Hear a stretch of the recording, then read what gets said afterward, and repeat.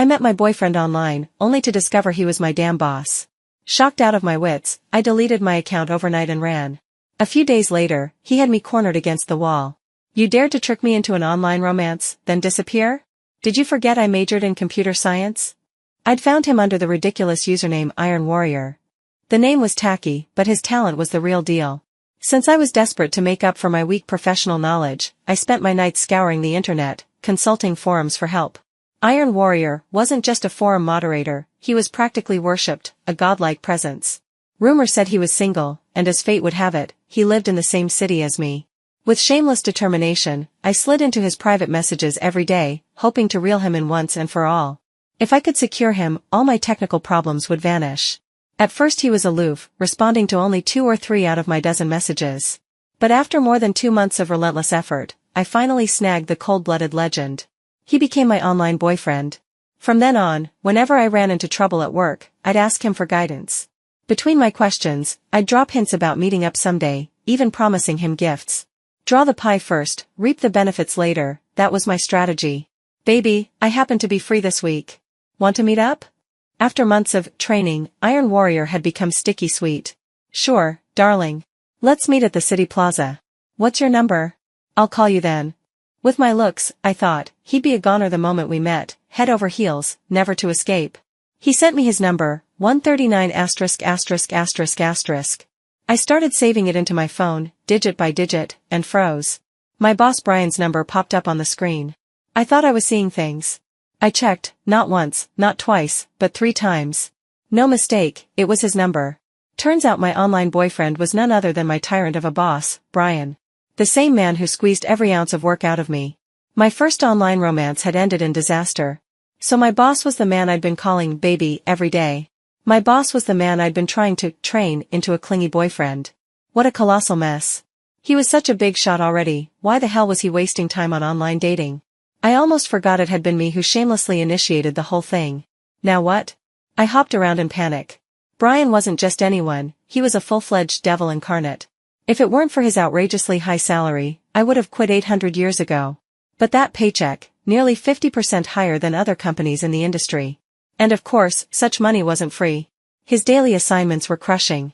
Female employees often worked overnight, some male colleagues even racked up a month of non-stop overtime. Still, heavy work meant heavy bonuses. Just last month, the bonus alone had let me buy a car outright. At least I no longer had to roast under the sun on my commute. My job and salary were too good to abandon. So, torn and frazzled, I sneaked onto Jihu and posted anonymously, accidentally fell in love online with my own boss. What should I do? Urgent. Within 5 minutes, comments poured in. Wow, this is a dream come true. You're about to become the boss's wife. What company is this? You can even land the boss through online dating? Is your boss handsome? If yes, congrats on being the boss's wife. If not, block and delete immediately, and cancel your account before he tracks you down. We want to see if he's handsome. 10 minutes later, is the boss handsome, had become the most upvoted response. Typical. The essence of the world was gossip. I stared at those unreliable answers for 10 long minutes. In the end, I made my choice, delete the account, cut all ties. Love was nothing compared to career. Love was nothing compared to a high salary. I wasn't ready to lose my job. So, I erased every trace of that account and shut it down for good. As for why I refused to be the boss's wife? Because Brian, the almighty devil, was terrifying enough during office hours. Why on earth would I let him rule over me after hours, too? The next morning, as soon as I stepped into the office, our receptionist Salma grabbed me with a conspiratorial look. Elizabeth, watch what you say today. Seriously. Be careful. What's wrong? Don't tell me he found out about the online dating thing. He won't fire me, will he? Boss came in really early today. He looks like a walking iceberg. I just brought him coffee, and he was raging, ready to kill someone. I think, maybe he just got dumped. Salma's gossip radar was terrifyingly accurate. She'd hit the bullseye. After all, I had broken up with him last night, by deleting everything. But could a man like Brian, calm, ruthless, a relentless workaholic, really be upset over a breakup? Elizabeth, what are you doing standing at the door? Do you know what time it is? Want your pay docked? Brian's voice thundered from behind me, making me jump out of my skin. I was just helping Salma look for yesterday's invoice, I stammered, throwing Salma a desperate look while sneaking glances at Brian. Black dress pants, crisp shirt, such a simple outfit, yet on him it exuded a unique aura. Broad shoulders, narrow waist, long legs, an entire 6-foot frame wrapped in elegance, finished off with gold-rimmed glasses. Like a villainous gentleman stepping right out of a manga. Salma, quick on the uptake, shoved a package into my hands. Bug testing later, go prep. Brian always found a reason to scold me. But thank goodness I'd already cut ties online. If he ever discovered his little baby was me, he'd peel me alive. By lunchtime, nearly the entire company knew Brian had been dumped. Gossip spread like wildfire, twisting into absurd shapes along the way. I heard President Gray had a girlfriend, and she broke up with him today. No, I heard they had a huge fight. Wrong again, I heard he got cheated on. Your source reliable? Of course. The juiciest melon, freshly picked.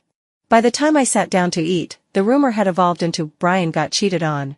As the actual party involved, I was completely in the dark. You all need to stop talking nonsense. This is slander. I cut in, trying to defend him. The most important thing was, I hadn't cheated on him. But colleagues were relentless. Elizabeth, we're not making it up. I heard it myself. President Gray called someone this morning and said he got dumped. Isn't that basically the same as being cheated on? Probably because he's always working, neglecting his girlfriend, so she dumped him. Nowadays girls are spoiled, you know. Money isn't everything if he's never around. I rolled my eyes internally. Great. Not only did they overhear his call, they were dissecting it like experts. Anyway, just stop spreading this. If President Gray hears, you'll all be dead meat. I pretended to be kind, trying to put out the fire. But the wildfire of gossip only grew. If my identity as the so-called girlfriend was ever exposed, I'd die of embarrassment on the spot. After lunch, I hid at my desk, racking my brains about how to deal with this mess. My phone buzzed. A message from Brian, pack up. You're coming with me to meet a client. Seriously? With rumors of his breakup flying everywhere, he still had the mood to see clients? And why drag me along?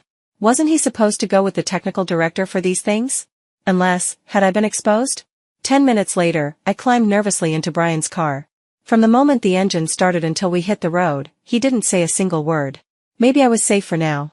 My heart eased a little. President Gray, I ventured carefully, I wasn't even prepared.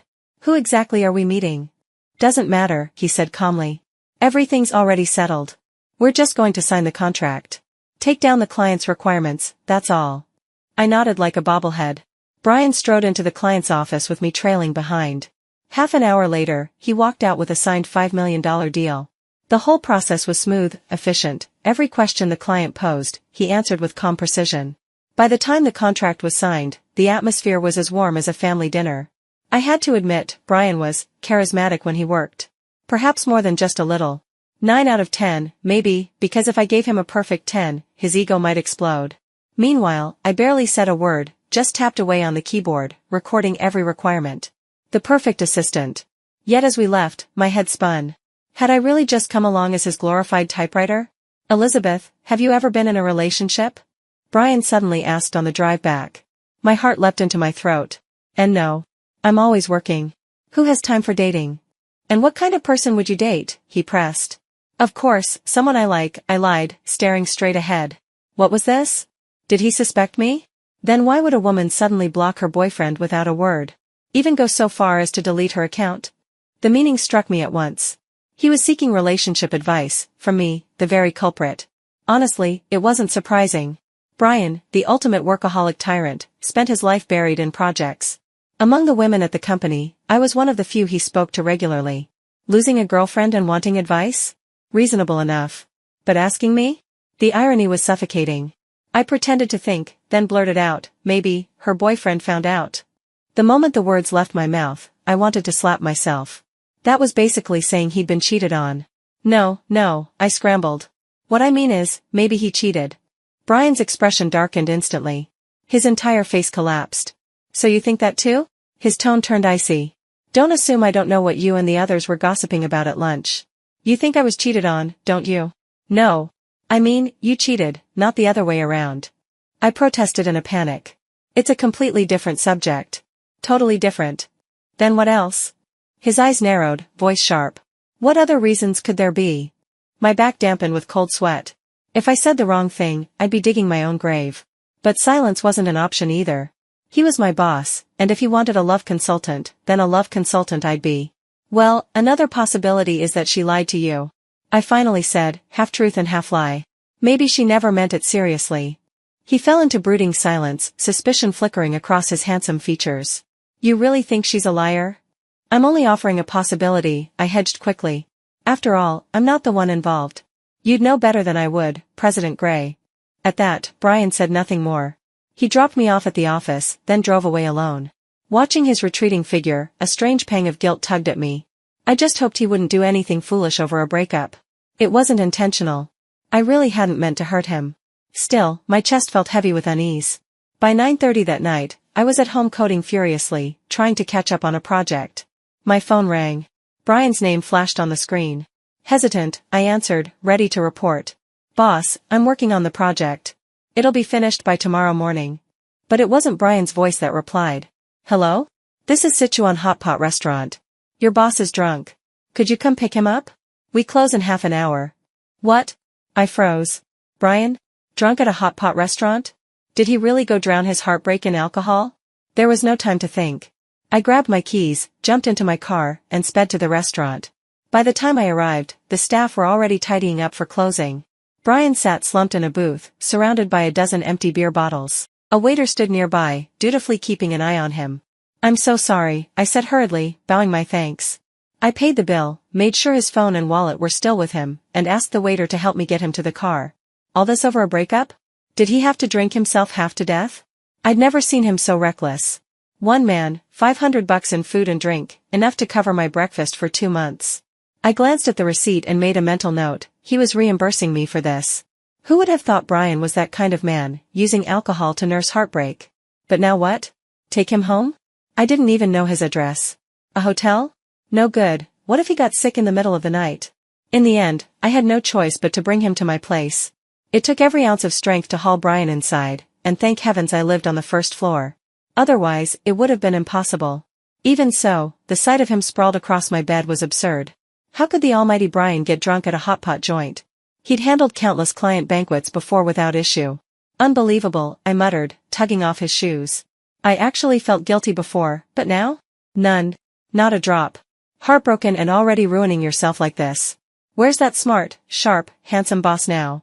I shoved 2 hangover pills into his mouth, grumbling the whole time. If you weren't always so terrifying, would I have been this scared of you? And how was I supposed to know you were him? Who would guess the great Iron Warrior would pick such a tacky username? Anyway, I took care of you tonight. Tomorrow you'd better not yell at me. In fact, don't yell at me again, ever. I still want to make money, so even if you find out the truth someday, don't fire me. I make a damn good tool. I plopped onto the bed beside him with my laptop, tapping away at code. After a while, I fetched a towel, gently wiped his face, then crouched at his bedside, staring at him helplessly. What could I say? He looked so striking it made my heart pound wildly. When he wasn't being a tyrant, he almost looked human. Brian had been my senior back in the computer science department. He hadn't even graduated before he and a few close friends started taking projects as a small company. By the time he left school, he was already leading his team to rake in millions. When I joined as a junior, I was just an intern, constantly outshone by every upperclassman. Years later, some left, some stayed, and I had become Brian's occasional assistant. Why occasional? Because when Brian needed a female assistant, I filled in. The rest of the time, I was just another coder. Why me, though? Simple. Among the women in the company, I had the best looks, and, frankly, the strongest skills. Back in college, Brian had already been the ultimate career-focused overachiever. Countless senior and junior girls swooned over him, shooting longing glances, but he never seemed to notice. If a girl couldn't handle the work, he'd bluntly suggest she switch fields. Eventually, most of them gave up. Only I stuck around, grinding day and night for money. Maybe that's why I lasted so long. Maybe that's why I fell for him. Watching him weave those almost magical lines of code, it felt like he and I lived in different worlds. I had thought about confessing before, but fear always stopped me. What if I failed? What if I lost both love and career? That would be the ultimate loss. So I made a rule for myself, love would never interfere with work. I spent the night curled up on the sofa, waking with an aching back and sore waist. It was miserable, indescribably so. When I opened my eyes, I nearly screamed. Brian was standing over me like a statue, his face cold and stern. Boss, you're awake. Why didn't you call me? I scrambled upright, putting on my most innocent expression. Seriously, what's wrong with this man? You're awake, shouldn't you be heading home? Why are you still here in my apartment? Did you finish the task I gave you yesterday? Trust Brian, the king of workaholics, to care only about business. Yes, it's done, I said quickly, pointing at the laptop. He sat down, checked my work with absolute seriousness, and finally nodded. Not bad. A few areas need optimizing. Now hurry up, get ready, we're going for breakfast. I'm starving. The man wasn't shy in the least. Not even a single word about how he'd ended up in my house. 15 minutes later, we were sitting together in a breakfast shop right outside my building. Elizabeth, is this your boyfriend? My neighbor, a gossip-loving auntie, recognized me at once. She looked from me to Brian, her eyes sparkling with curiosity. Mortified, I flapped my hands. No, he's my boss. So you'll be the boss's wife, then, she said with cheerful bluntness, completely misinterpreting my denial. No, really, just my boss, I tried again. No need to be shy. I saw it myself yesterday, he spent the night at your place. Such a tall, handsome young man. You've got good taste, Elizabeth. This woman didn't just have a sharp tongue, her eyesight was sharper still. I'd been so careful dragging Brian inside last night, making sure no one saw. Who knew she'd catch me anyway?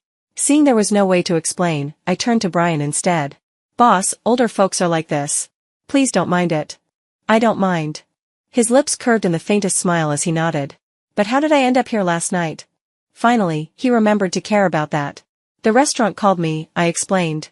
You were drunk, and I couldn't find your address, so I had to bring you home. Oh. I live in Green Garden Community, Building 10, Unit 601.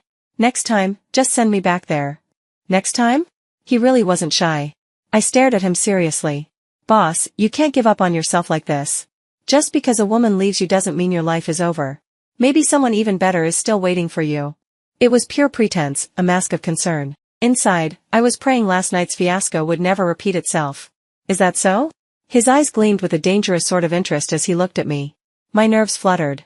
What I mean is, you shouldn't let heartbreak turn you into such a lovesick fool. Drowning yourself in alcohol is bad for your health. He gave a low scoff. Since when are you so kind? Of course I'm kind. Otherwise I wouldn't have gone to pick you up last night, I shot back. After breakfast, I drove Brian to the office.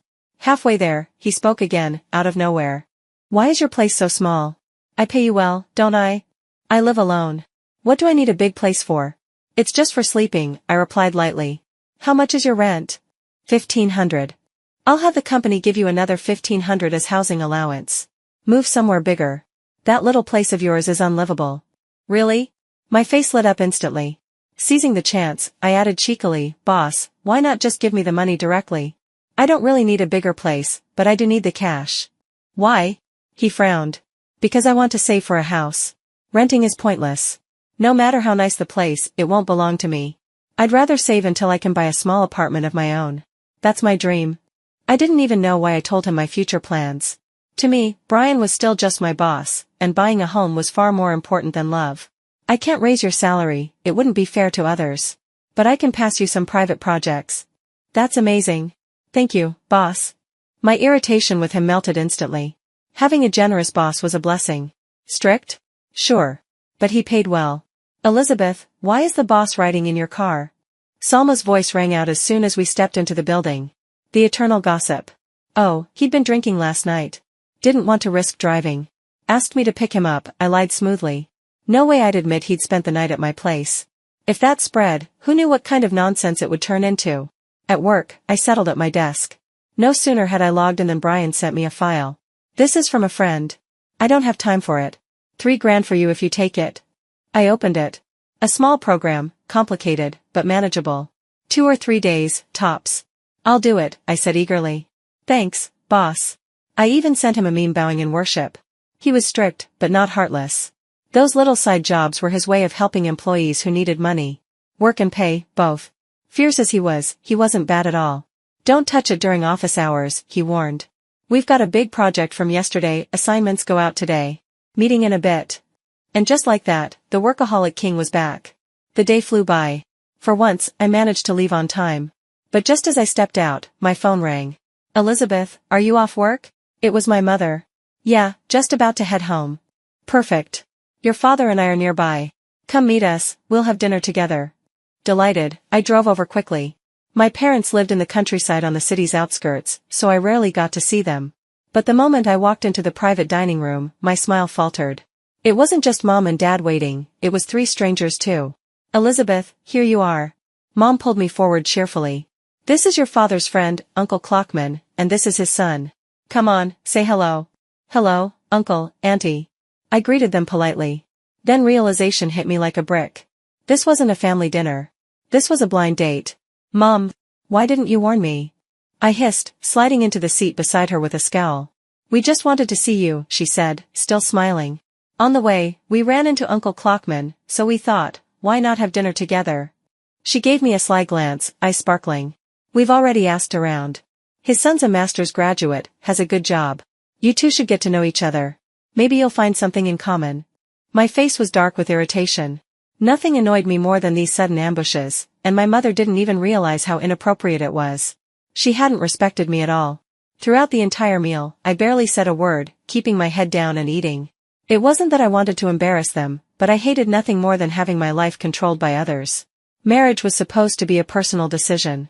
Besides, I'd just broken up yesterday, how could they expect me to jump into a blind date now?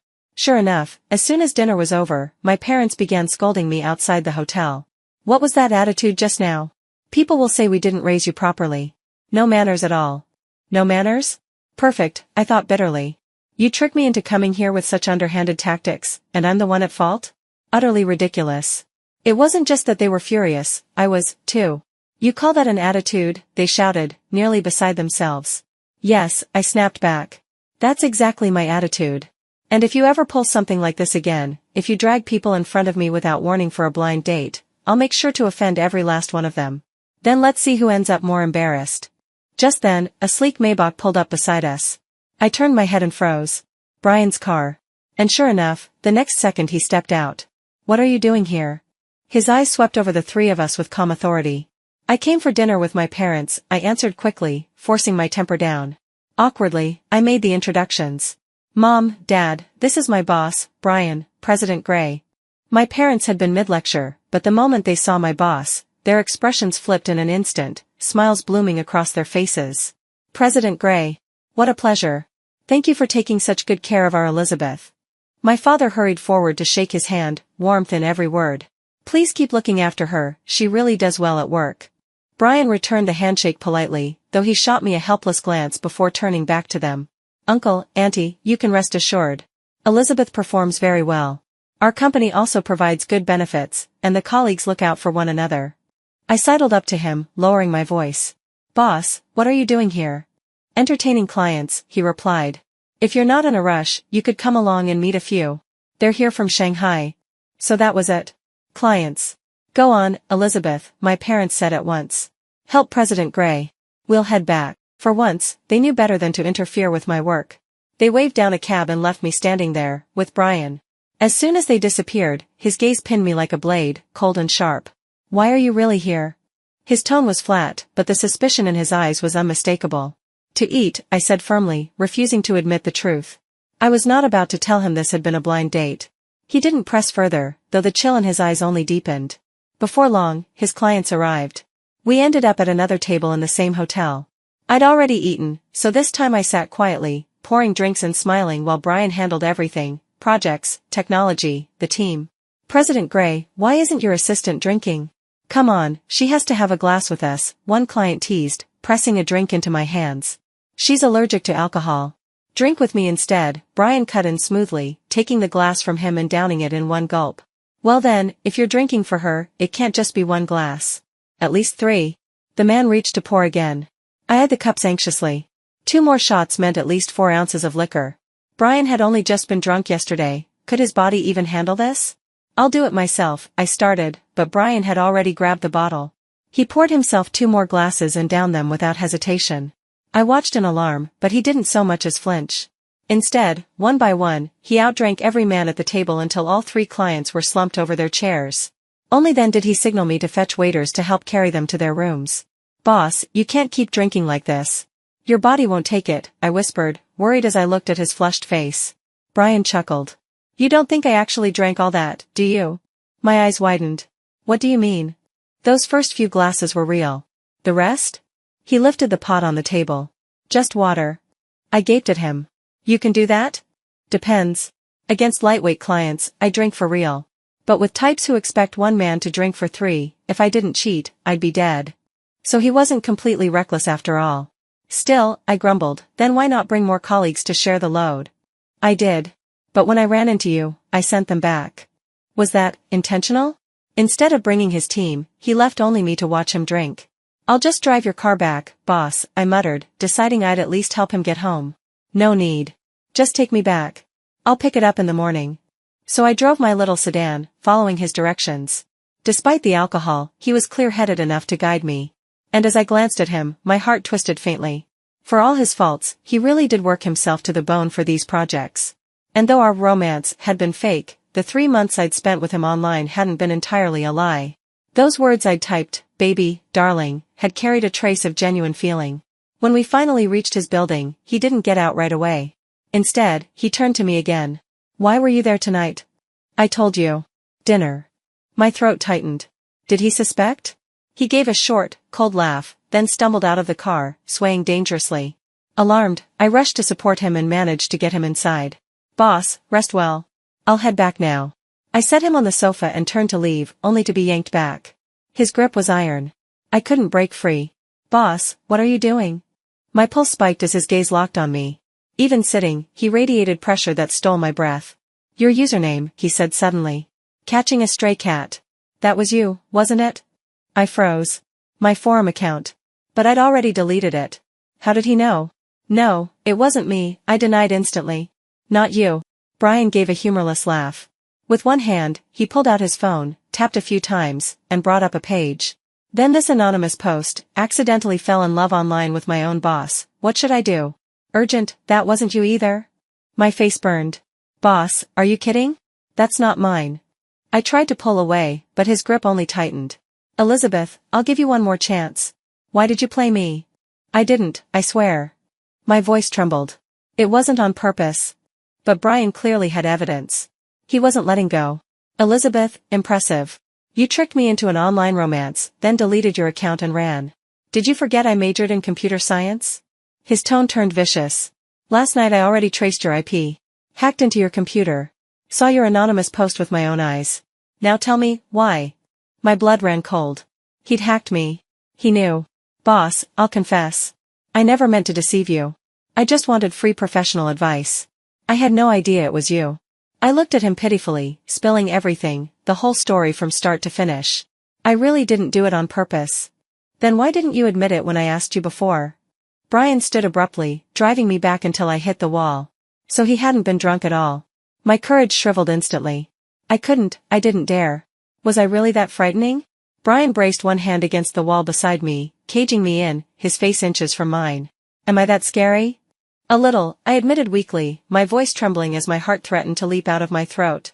So, he pressed, eyes dark and unyielding, when you started this online romance with me, there wasn't even the tiniest shred of genuine feeling. The heat of alcohol on his breath made my head spin. Boss, I was wrong. I admit it, I won't ever do it again. My plea came out soft, almost pitiful. I'm asking, he said again, gaze burning into me, did you feel anything for me at all? At first, maybe a little. Now? No. And I'll never dare to again. I ducked my head, still begging for mercy. Brian stared down at me for a long moment, silent, relentless. Boss, I whispered. Why? His laugh was suddenly self-deprecating, a trace of vulnerability surfacing. Am I not good-looking enough? I blinked, startled. For the first time, the always arrogant Brian looked almost insecure. Weren't there people online suggesting you should become the boss's wife? You don't want that? Of course I do, I blurted without thinking. But I was afraid you wouldn't want me. If you want it, that's enough. Then from now on, you are. What? I gaped at him, not understanding. I said, Brian repeated steadily, locking eyes with me, from now on, you're my wife. I stood frozen, unable to believe what I was hearing. He'd actually said it, declared me his wife. He went on, voice calm but heavy with intent. I didn't want to start an office romance. It would look like I was abusing my position. And I didn't want you to suffer from gossip. That's why I kept my distance. But you, day after day online, you kept saying you wanted to date me. I refused you countless times, and you never gave up. So I thought, fine, let's date. I planned to tell you the truth eventually.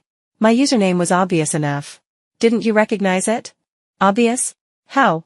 I asked in utter confusion. My forum name and my WeChat ID are the same. Didn't you notice? I pulled up my phone, cheeks burning, and saw it. His WeChat really did say Iron Warrior. I groaned inwardly. What a tacky name. So what now? I muttered. What do you mean, what now? We're dating. You wanted it first. His tone left no room for doubt. You don't get to unilaterally break up without my consent. No way. I can't be your assistant by day and your girlfriend by night. That's double the oppression. I refuse. For once, I found my backbone. Then how about this, at work, you listen to me. After work, I'll listen to you. Deal? My breath caught. You promise? I promise. He nodded, as though it were the simplest thing in the world. He actually wanted to date me. My heart pounded wildly, that dead, severed thread of love suddenly blazing back to life. Fine. We can date. But it has to be secret. What kind of relationship is that? A secret one? His brows drew together.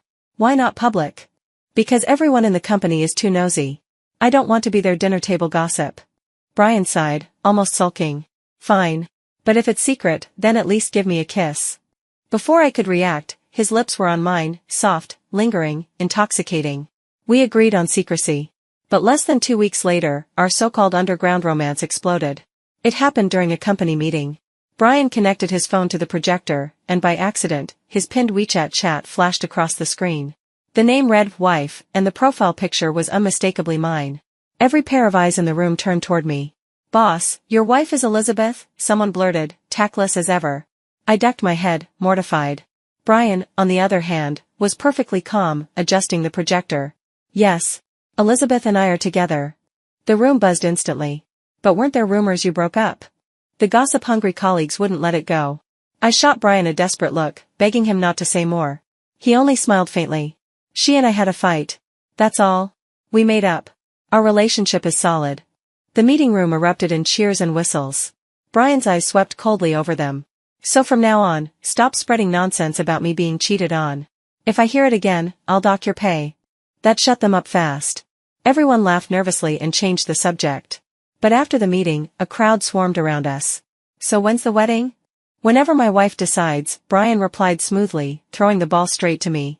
Surrounded, I laughed weakly. Soon, soon. I'm just waiting to collect back all the wedding gifts I've given out. Brian chuckled. Fair enough. I've given out plenty myself, it's time to cash in. Brian's perspective, epilogue. I had known Elizabeth long before all this. Back when I was still in school, starting my company from scratch, I recruited students to help with projects. She stood out immediately. At first, I thought she'd be like the other pretty faces before her, just a flower vase, incapable of producing real work. But she proved me wrong. Not only was she diligent, she was creative. She treated the job like her future, throwing herself into it wholeheartedly. I couldn't help but notice her. A woman who works seriously is the most beautiful of all. While others tried to distract me, Elizabeth was different. She kept her distance from men, never stringing anyone along. Even when pursued, she rejected them firmly. I wanted to confess, but I was afraid of frightening her away. So I kept my feelings hidden. She loved hanging out on computer forums. What she didn't know was that I had founded the very one she used. Most of the posts there were mine, and I could see all registration information. When she first messaged me, asking if I had a girlfriend, if I'd date her, I knew it was her.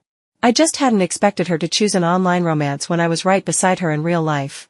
I ignored her for a while, thinking she'd give up. But she didn't. She was relentless.